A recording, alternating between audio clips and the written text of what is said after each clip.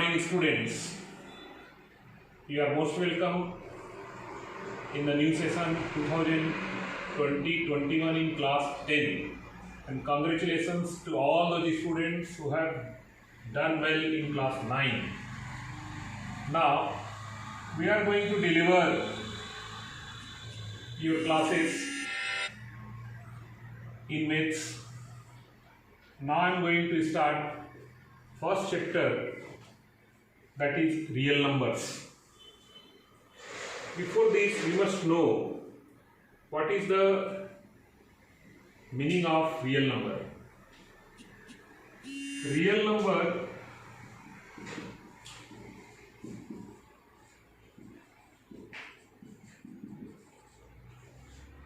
consists of two types of numbers, that is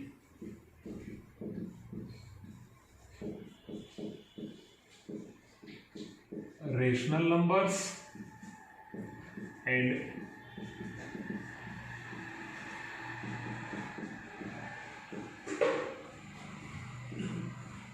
irrational numbers.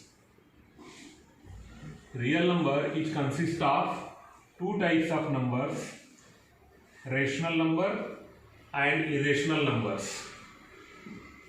Here, last year in class 9 you had various types of number. First we had their natural numbers. These numbers are used for counting purpose. These are also known as, therefore,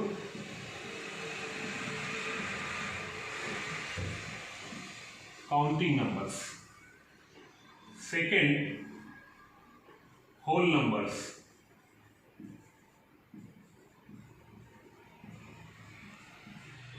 Whole numbers. Here natural numbers start from 1, 2, 3 up to infinity, and whole numbers start from 0, 0, 1, 2, 3, 4 up to infinity. It means all the natural numbers including 0, that is called whole numbers. Thereafter, third, integers. Integers consist of all the natural numbers with negative and positive sign including 0. Means we can start from infinity in negative direction, minus infinity, then it goes towards right side, then it comes minus 2, then minus 1, 0, then 1, 2, likewise it taken up to infinity. So minus infinity to plus infinity, including all the whole numbers with negative sign, all the natural numbers with negative sign, all the natural numbers including 0. Then we get integers. Thereafter, fourth, it comes rational numbers. Rational numbers, you had the number which can be written in the form of the number of the type P upon Q, where P and Q are integers and Q is not equal to 0. Also, P and Q must not have any common factors. So we call such a number rational number. Rational number always written in the form of P by Q, and where we consider P and Q are integers provided q is not equal to 0, means the value of denominator should not be 0. And one more condition is there, that is these two numbers p and q should not have any common factor. Then only we call the number of the form p by q is rational number. And after this we come to the next point, fifth one, irrational numbers.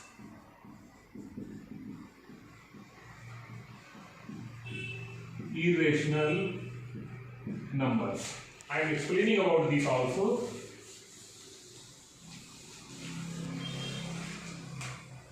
Here actually irrational meaning is consist of ir plus, this word is consist of ir plus rational. Meaning of ir is not rational, means the numbers which are not rational are called irrational number. So we can define here irrational number, the numbers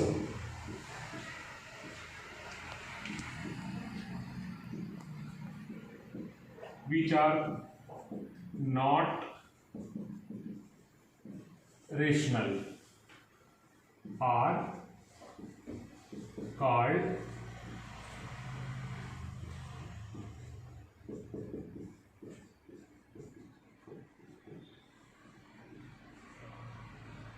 irrationals.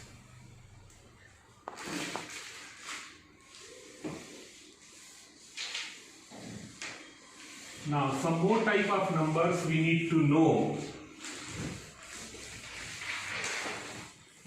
which we often use in mathematical operations.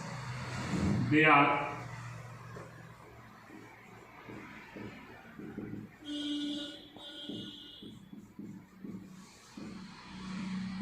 prime numbers, then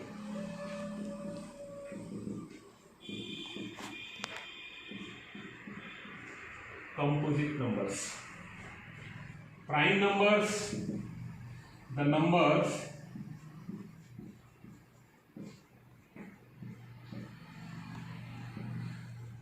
which divides by 1 and itself. They are called composite numbers. Like in the example, say 5. If we see any number which can divide 5, that is only 1, 5 upon 1, that will be equal to 5, and 5 upon 5, that will be 1. When we divide a number by another number, the result must be an integer.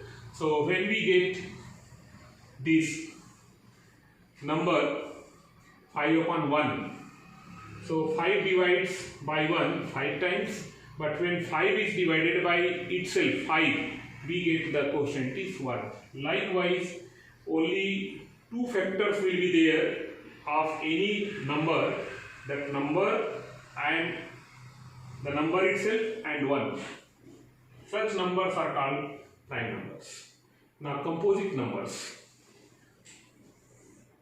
These numbers, composite numbers, having factors, but the factors will be prime numbers. So in case we see any number which has minimum 2 prime factors, a number which has minimum 2 prime factors, such numbers are called composite numbers. Just like one example I am taking, 6. We can see the factors of 6. This we can write 1 into 2 into 3. So here 2 and 3 are prime factors. So even we can write this also as 2 into 3. So 6 is a composite number. The prime factors are 2 and 3, and both 2 and 3 individually they are prime numbers.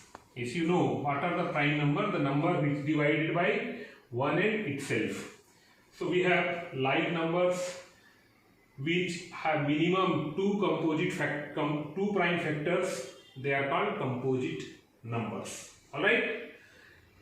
Thereafter, when we go through the mathematical operations, means let us consider the mathematical operation for division of two numbers. Just to define the irrational numbers. When we see division of numbers, and that time when we observe any given fraction which will be written always in the form of p by q. When we see any number which is in the form of p by q, so first of all we must see the number must be in the standard form.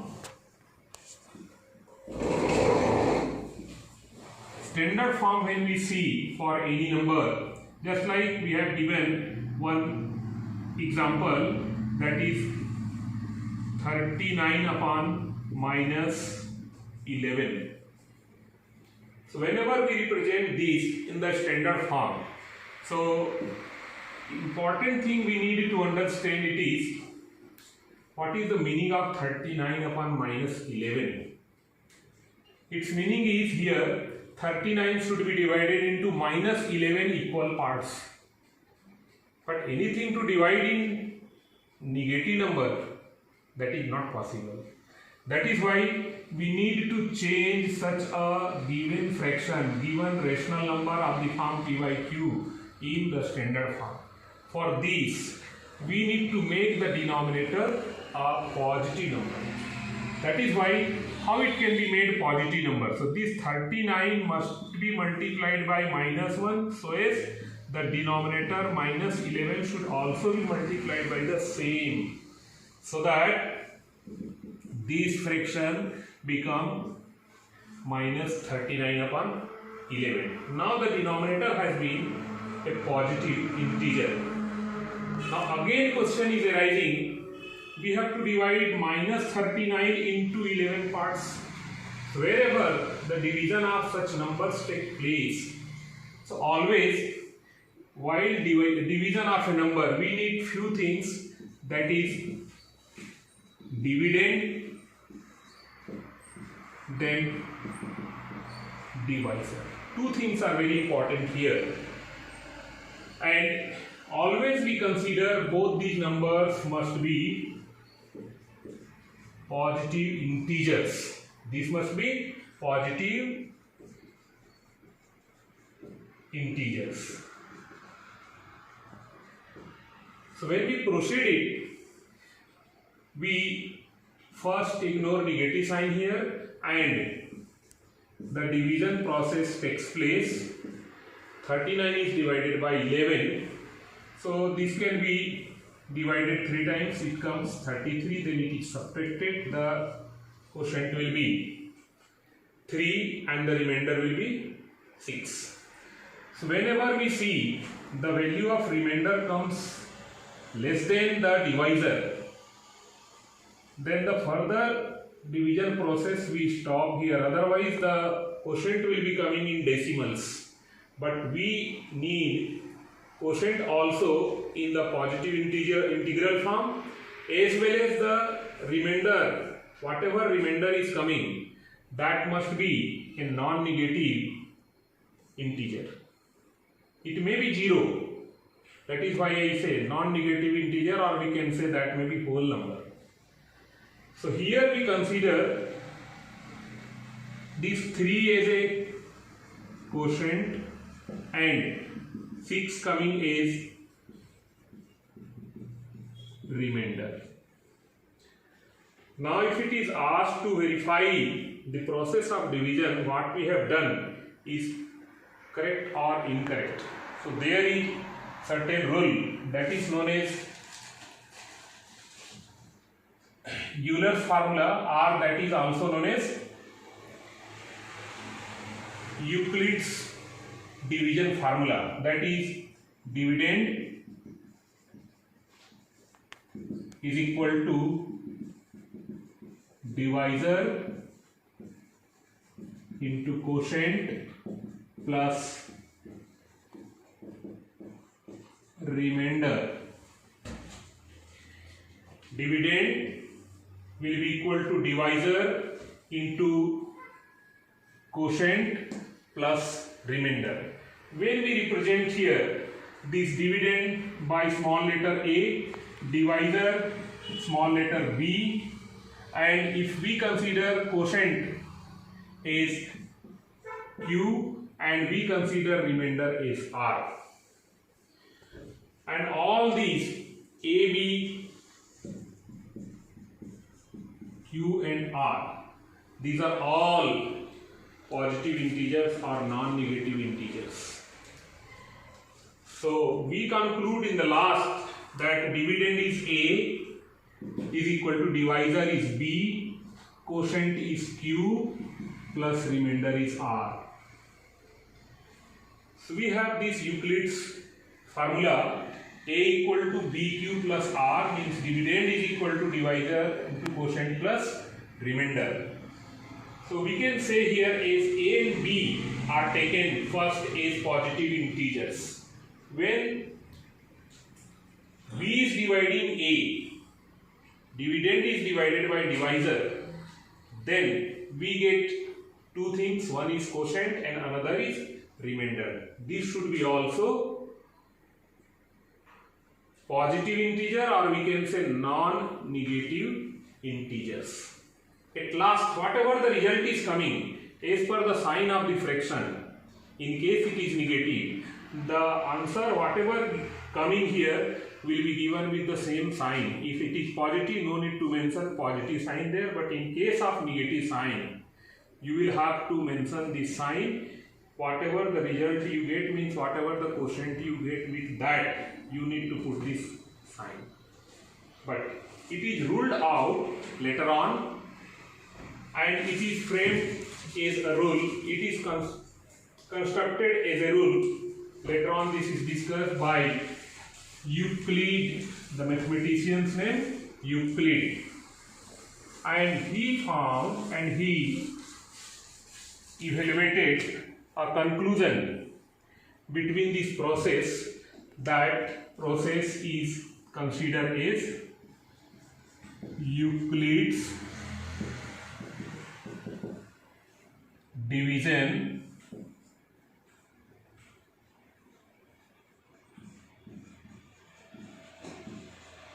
lemma. What is lemma? This is a new word here. Whenever any mathematical procedure is adopted to find out some result, in case we do such work, with the help of their some of their results, we conclude or we discover some new relations from a type of calculation. When we develop some new results by the calculation of any mathematical work, actually in algebra that is known as lemma. Just like when you had theorem in class 9, you had theorem. Whenever we use this theorem, somehow another rule is made, or we have some applications of that theorem, then we get some another statement that is known as corollary. Likewise here, whenever we work in mathematics, in algebra or in another calculation works except geometry, whatever we work here and we develop some new relations, that new relation is known as lemma. So here this new relation is created or observed by another mathematician, is known as Euclid. That rule is made as if A and B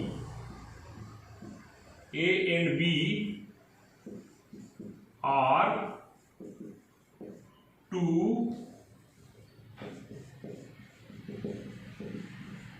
positive integers, where A is divided by B. So we get quotient and remainder represented by Q and R. Here Q and R are also positive integers or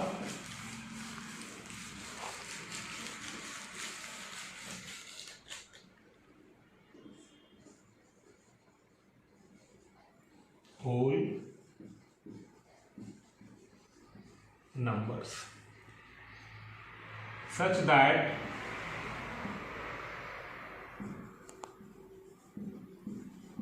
A is equal to BQ plus R, where the value of R will always be less than divisor B and it will be greater than or equal to 0.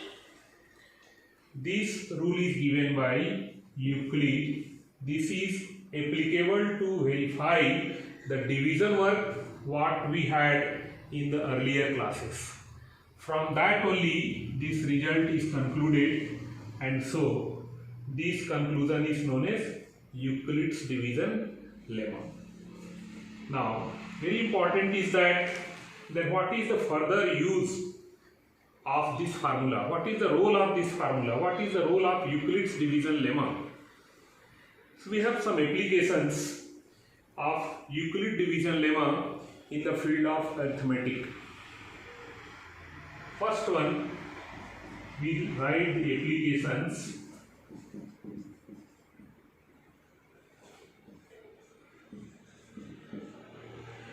of Euclid's lemma. The very first and the only application given in our syllabus is to find the HCF of two positive integers. This is the only application use of Euclid's lemma is given in our syllabus of class 10, that is to find HCF of two positive integers. Maybe in class 8 or class 9 you might have any ideas that how to find the HCF of two given positive integers by successive division method. Actually, that successive division method is applied here to find HCF between the two positive numbers, two positive integers A and B. Whenever we are given such two numbers, when we apply here Euclid's division lemma, it is very important to see which of these two numbers is greater, which is greater, which is smaller. That we need to identify. When we identify larger number, so that larger number is considered as always a dividend, and the smaller number is always considered as divisor. When we proceed the method of division, when we divide one number by another number and then we see what is the role of, what is the value of the remainder. Just like I take some example here in the application of Euclid's lemma. Let us have A is equal to 196 and B is equal to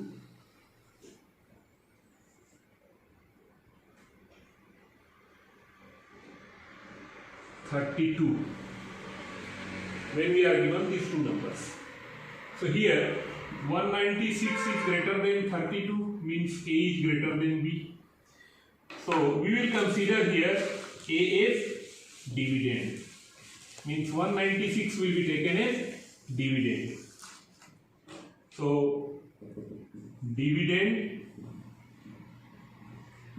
A equal to 196 and divisor B equal to 32. Thereafter, let us proceed. 32 divides 196. So let us see here, by 6 times it will be 192. When we subtract this, the remainder is 4. Here remainder is not equal to 0. When we get remainder other than 0, so in the next step what we consider, this number 4 will be considered as divisor and the recent divisor will be considered as dividend later on. It means this is the first step where we consider A as 196 as our dividend and 32B as divisor. Now what we observe here, remainder is not equal to 0. So we consider this number remainder as divisor and the present divisor will be considered as dividend. Now we will consider A equal to 32 and B equal to 4 and proceed the division work there. When we divide it 8 times, this can be done and then on subtraction the result will be 0. Here we get remainder is 0. Then the process of division finishes here only. Whenever we get the remainder 0, then the process of division finishes and then we need to identify what is the HCF of these two numbers. So the last step, whenever we get the remainder 0, the present divisor, it is 4 here, will be considered as highest common factor HCF between these two numbers. As we get this remainder 0 when we take the process of, when we start the process of division in 2 steps. So whole this step is summarized as a summary when we write how many steps are taken to obtain this remainder 0. So we will write the step by step procedure of this division. This step by step procedure we will explain here, that is called algorithm also. So we will write here soon after this procedure of division algorithm. Algorithm is step by step procedure here. So in the first step we consider, we had here A equal to 196, B equal to 32 and we got quotient Q is 6 and remainder R is 4. So we can write here, as per the Euclid division lemma, we have A equal to B Q plus R. So here A is 196, B is 32 into Q is 6, remainder R is 4 and we write R is not equal to 0 here. Thereafter we go to the next step. In the next step we get change in the values of A and B. Second step, now A dividend will be considered as 32, B divisor will be considered as 4. Thereafter we get quotient 8 and the remainder is coming 0. And thus we can write here 32 is equal to 4 into 8 plus 0. It means when we write the HCF of 196 and 32, this is same as HCF of 32 and 4, that is equal to 4 at last. The last step, this value of B divisor we get, that is called highest common factor. So highest common factor will be coming for these two numbers, 196 and 32 is 4. This is final result.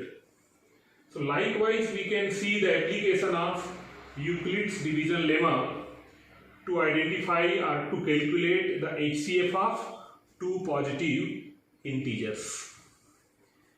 So a student's homework, according to this Euclid's division lemma, I am giving few examples for you as a homework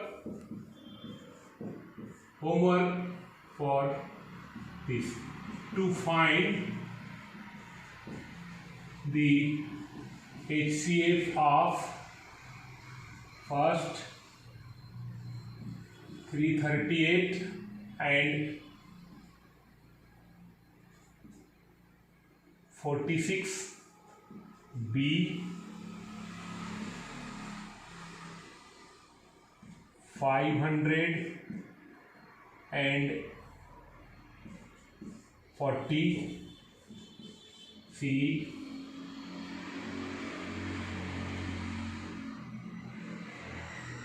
496 and 48. You have to do these three examples as your homework, and you will get here what is the HCF of these pair of numbers. Thank you all. This much for today. Wish you all the best. Good luck.